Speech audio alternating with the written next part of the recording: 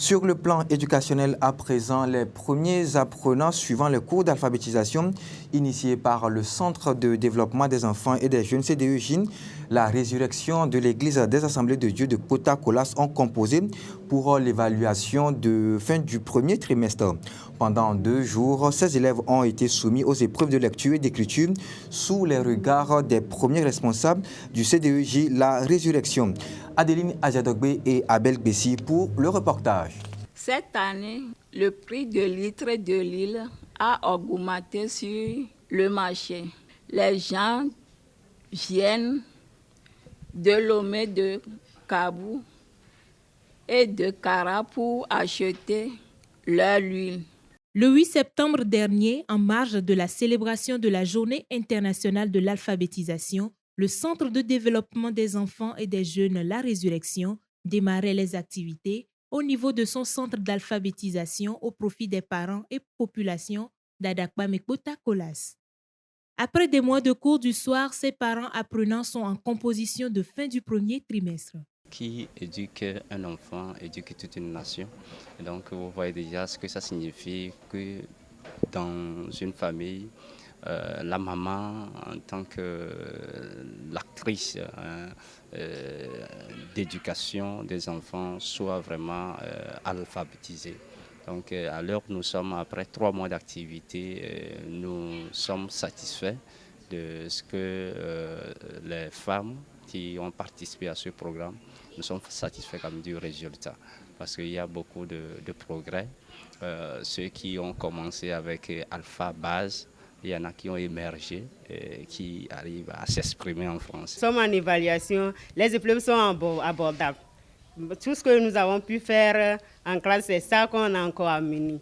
Pour la bonne marche de ces évaluations, le centre d'alphabétisation est accompagné par quelques partenaires en tout début du projet. Techniquement, nous sommes accompagnés par la direction préfectorale de l'action sociale. Donc, ce qui fait que les épreuves que nous sommes en train d'utiliser maintenant pour leur évaluation, c'est des épreuves qui nous sont venues par l'ONG CAPAP Togo, qui est directement en relation avec la direction préfectorale de l'action sociale en matière d'alphabétisation. Voilà. Nos perspectives sont essentiellement faire de manière à ce que ceux qui n'ont jamais été à l'école, qui commencent dans le programme avec Alpha Base, c'est-à-dire que l'alphabétisation de base, qu'ils quittent là après avoir eu de bons niveaux pour le niveau de consolidation post-alpha. Donc après le post-alpha, quand ils sortent de là, nous allons les préparer pour le niveau CM et les proposer pour le premier certificat, le CPD. Cette initiative d'ouvrir les portes de ce centre d'alphabétisation, qui sert également de formation à la gestion des activités génératrices de revenus, fait suite à plusieurs constats dans la communauté d'Adakbam et Kota-Kolas.